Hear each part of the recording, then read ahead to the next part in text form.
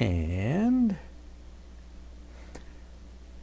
one of the hardest things to do sometimes when working at a theme park is having to perform and act for guests as if you're in a play and ignoring what may be going on in the real world, even when it hurts. What is up with that?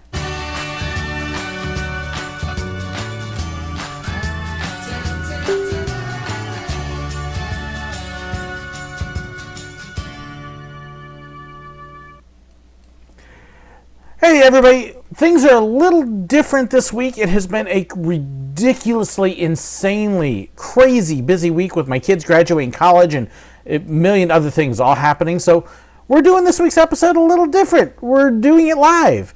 Still a regular episode. I'll be doing some question and answer about the topic at the very end of it. So hopefully we'll have some time for that. But other than that, we're just going to jump right on in. One of the things you may have noticed when you go to a theme park is the fact that when you go, everybody is kind of pretending that the only world that exists is what's actually in that theme park, that they don't seem to even be aware of what's going on outside a lot of times. And that's actually on purpose. You have that at every job. They all expect you to be smiling and happy and friendly, but theme parks take it to a whole nother level. Not only do you have to do that, but pretending the reality doesn't exist and then performing all day long like it doesn't. I love the way that Disney kind of frames this for their employees because they put everything into theater terms. So when you're out with the guests where guests can see you, you are on stage performing. You are an actor with a role to play. You're a cast member as part of the whole production. And then when you're done, you step backstage or off stage. And that's where you can kind of relax and be you again. But as long as you're on stage, you're performing. It helps to give the people who are working there a good idea of kind of what is expected. Because in a lot of ways, working at a theme park really is performing like you're in a play. You're taking on a role and you're kind of ignoring the world that is outside and helping create this world just like you would as if you're in a play. And it can be tough sometimes. Just like if you're an actor, it can really be hard.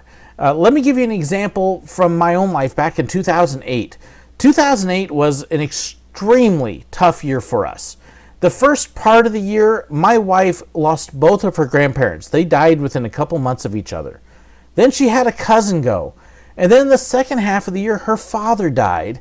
And then right after that, by a couple more months, one of her best friends, a lady who had actually been our maid of honor in the wedding, all passed. So within just over a year, we had lost 5 people. Some that I was very close to. I loved my father-in-law to death. And I can remember that year being out in the parks working, and I would see somebody go by or somebody would say something, and it would remind me of my father-in-law. And all of a sudden, here I am on stage working, trying to help guests, and all of a sudden, I'm trying really hard not to cry. It was tough because you can't just sit there on stage and break down and start crying. This is just not going to go over real well. And so I would actually have to find ways to disguise my tears, disguise what I was actually feeling. How can I redirect it in such a way that if I do cry, it will actually flow into what's going on, or find a way to distract myself so I don't? Great time to find a really cute kid, grab them and do some solo pictures, because then you can start crying over how cute they are as you're gushing over them. But it could be incredibly difficult at times because you just aren't allowed to cry. People are coming into Disney and they're expecting to be happy and they're expecting everything to be wonderful. And, a crying cast member is not exactly going to help that illusion. So I would learn to hide it kind of behind the camera and look for situations that I would be able to work in, and that way I could kind of work through the emotions as I was going through the job. You had to be able to learn to do that. It leads to some situations with cast members that can be very difficult and very hard to understand. A good example is a big, huge to-do that Disney had several years back, where they had a couple cast members that were working and they were wearing these little rubber bracelets. You've probably seen things like this. People wear them to support family members or friends that have cancer, or as fundraisers, or various things like that, other illnesses and things. And so you get all these rubber bracelets, and some of the cast members wanted to wear these while working. And Disney said, absolutely not. no way, no can do, not being allowed. And several of the cast members got rather upset. Well, why can't we wear these things? What's wrong with it? And on the surface, outside of maybe a safety violation if you're working a ride, it seems like it would be reasonable, right? But it's not. And here's why. People actually come to the parks to escape their worries, to escape their problems, their fears, the illnesses, and other things. They want a place that's free from disease, death, illness, suffering, loss, and stuff like that. And so they come to the theme parks to get to that and to experience that. Well, then if they're walking around a theme park and they've got a family member that they're worried about from cancer, and that's what they're trying to forget for a little bit, and then they see a cast member wearing this, all of a sudden they've essentially been slapped in the face with the reminder. And it removes them from the escape that they're having and brings back reality in a way that you don't want.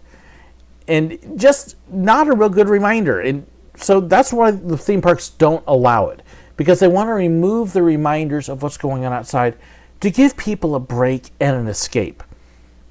It means no bracelets. It means no tears. It means other things. This is why Disney, for example, doesn't always lower their flag down to half-mast. You know, they do sometimes for big events like the Pulse nightclub shooting or the loss of a president. But there are times when a lot of the rest of the country will lower the flag down to half-staff and Disney doesn't do it. Well, this is part of the reason why, is because they're trying to provide that escape. It means as you're working in the park, you've got to kind of set aside what you're going through. And that can be hard, but you've got to remember they're trying to give those guests that escape and that opportunity to relax. It means you don't talk about your own illnesses or those of your family members or the suffering that you may be going through. If you see a Make-A-Wish family come in, you don't ask them, why are you a Make-A-Wish family? What illness do you have? Why are you in a wheelchair? What's your problem? You don't see somebody wearing a I'm a cancer survivor shirt and say, oh yeah, my aunt had cancer and she died. That is just not going to be real good. It does mean if you see somebody wearing a cancer survivor shirt that you celebrate with them. Yay, you made it, awesome, that's great. But you don't bring up your own personal experiences.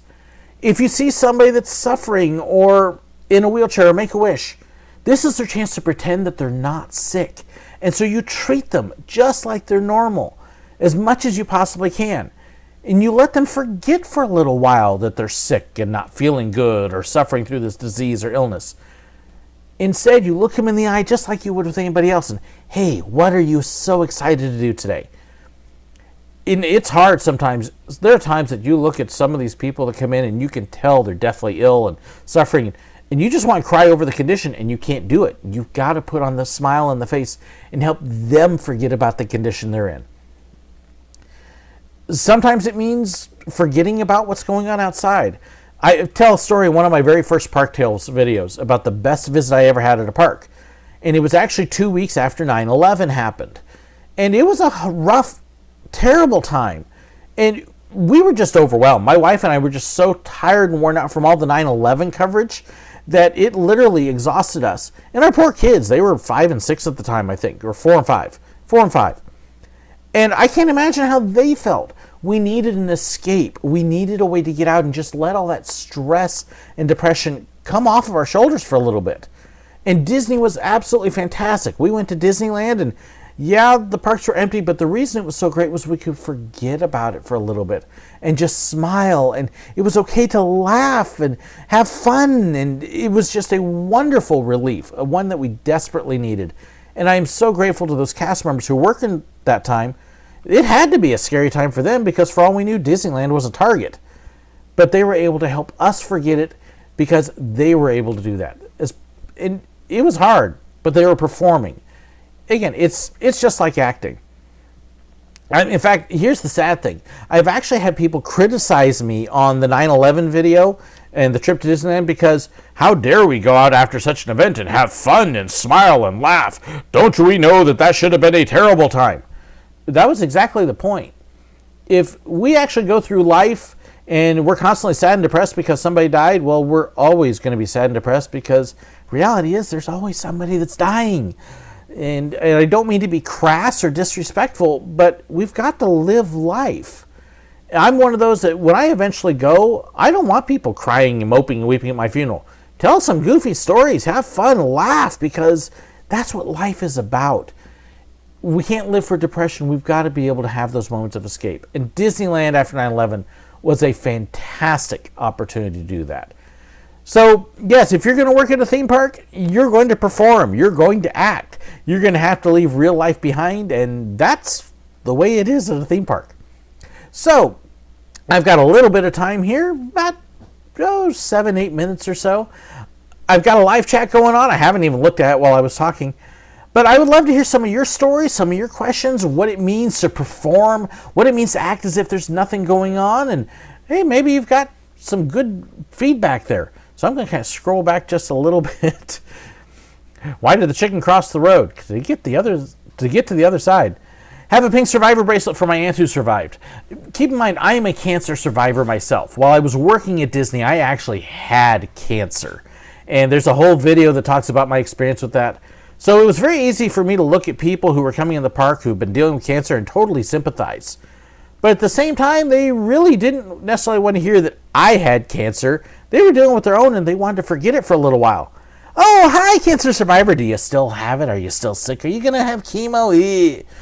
Not what you want to hear when you're trying to escape. So, let's see. Mike's on a tour bus right now heading home. Let's see. I'm kind of skimming through. What's a tip to hold back tears? Oh, that's a good question, Mother Dragons. There are times that you can't. In all honesty, there were some times that I was completely overwhelmed when I was grieving my father-in-law and my wife's grandparents. And I had to find something else to focus on or a way to hide it. Being a photographer, there were times that if I was with the characters, then I would gush over what was happening with the characters, and I could kind of hide behind the camera because the characters and the people were the focus of what was going on. And so it was a little easier for me to hide. But there were times that I was out taking pictures of, say, the castle or Spaceship Earth, and I just had to try to create something. There were a couple times that I just couldn't. I just absolutely couldn't, and I had to step off stage and go find a place behind one of the stores and just cry for a few minutes. I was blessed. I had a couple really good managers who understood what I was going through, but it was still kind of a, okay, cry, get it out as quick as you can, and then get back on stage and get back to work. So it was tough. I know some people that they'll try and find something to laugh about, something else to distract and keep their attention if there's something that's got them starting to think that way. I had one friend that she would bite the inside of her cheek, tore her whole cheek up, but for everybody it's going to be a little bit different. So, let's see. Yeah, I'm trying to skim through the questions here. Sometimes, Laura K., it's best to cry just if you need to. And like I said, we would step off stage if we were in a position like that. Let's see.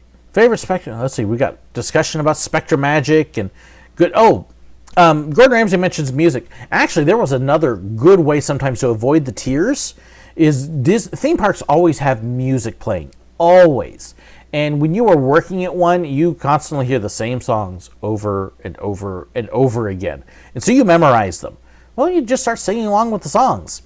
At Magic Kingdom, they would have the trolley show who would come out. All the village people would be on the trolley, and then they come out and they start singing and dancing, walking right down the middle of Main Street, USA. And I had seen the show so much, I actually had the whole thing memorized, including the dance steps.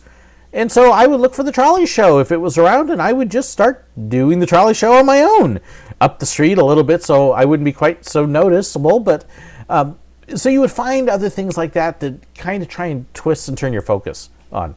So music was a really good way to do that.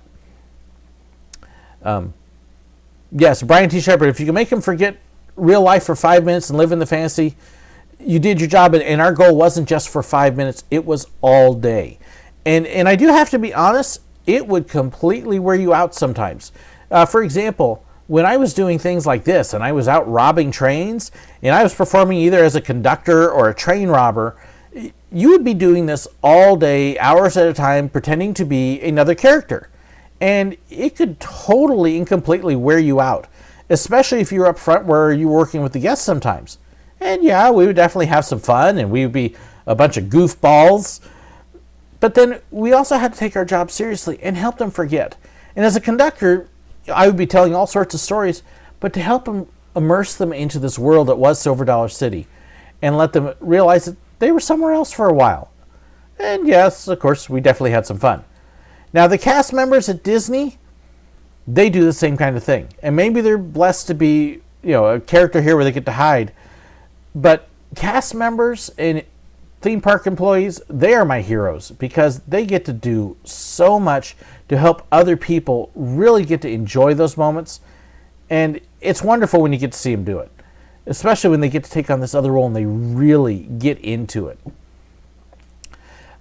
If somebody, Lucky Titan asked, if somebody could ask if I could relate to their situation while I was on the clock, honestly, I tried not to talk about it. I might give them a congratulations if they mentioned something, but if they were coming in and they're walking into the park and they're going, oh, woe is me, I'm so sick, and you just don't understand. Do you understand? Whoops, wrong button. There we go. Do you understand? Do you understand my situation? I wouldn't even talk about it. Don't even entertain it. Hey, you're at Disney now. Enjoy. Look at the castle. Go find Mickey. Refocus away from that stuff and get on to the other things and forget what you're going through.